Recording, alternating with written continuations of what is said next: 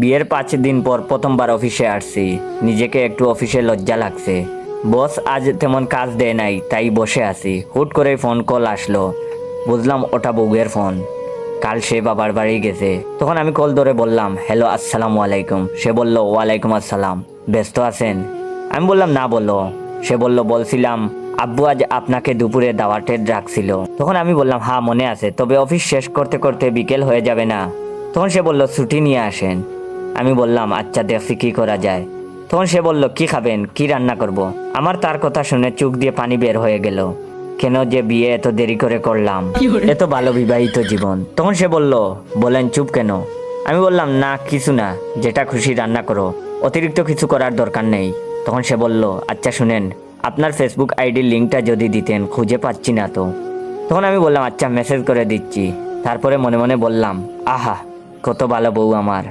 Varsity পাশ করা মেয়ে, তারপরও স্বামীকে আপনি ছাড়া তুমি বলতে চায় না। আল্লাহ এমন ভালো বউ যেন সবাইকে দেয়। এখন প্রায় দুপুর হয়ে গেছে। এমন সময় বউ আমার আবার কল দিল। আমি বসের থেকে ছুটি নিয়ে অফিস থেকে বের হয়েছি। তখন কল ধরলাম আর বললাম, হ্যালো, হ্যাঁ আমি বের হয়েছি।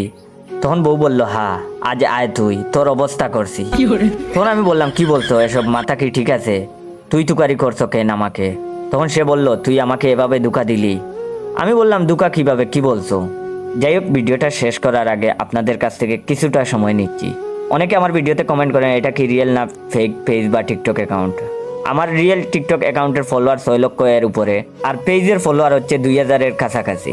তো আমার পেজের নামটা ফেসবুকে ঢুকেই সার্চ মারবেন, ইয়োর জয়, সবগুলা ক্যাপিটাল হাতের অক্ষর দিবেন। আর ভাইয়ের বর্তমানে আইডি রিচ ডাউন। একটু কষ্ট করে ভিডিওটা আপনার 15 জন বন্ধুকে শেয়ার করে দিবেন। মনে মনে ভাবলাম, একটা প্রেমিকা ছিল, বছর খানেক আগে বিয়ে হয়ে গেছে। ওই হারামি মিথ্যা করে কিছু বলছে নাকি? ও জানবে কিভাবে? আমি তো এখনো আমার বউকে কাউকে চেনাই নাই, ফেসবুকেও একটা ছবি পর্যন্ত দেই নাই। তখন আমি বউকে বললাম, কি হয়েছে? তখন সে বলল, ফেসবুক দেখ, আমার আইডিতে মেসেজ চেক দে, বলে ফোন কেটে দিল। আমি তাড়াতাড়ি ফেসবুকে গিয়ে তার আইডিতে গিয়ে দেখি আজ থেকে 3 বছর আগের কনভার্সন। তার পিছনে আমি 1 বছর লেগেছিলাম, তাও তাকে পটাতে পারি নাই। কত গান কবিতা সব লিখে দিয়েছিলাম, সব অবশ্য কপি ছিল, তাও সে না ছবি দিয়েছিল না ফোন নম্বর। অবশেষে চরম বিরক্তি নিয়ে শেষ মেসেজ দিয়েছিল, তোর মতো শেষরা ছেলের সাথে প্রেম করার চাইতে আজীবন সিঙ্গেল থাকবো। বিয়ে তো অনেক দূরের কথা।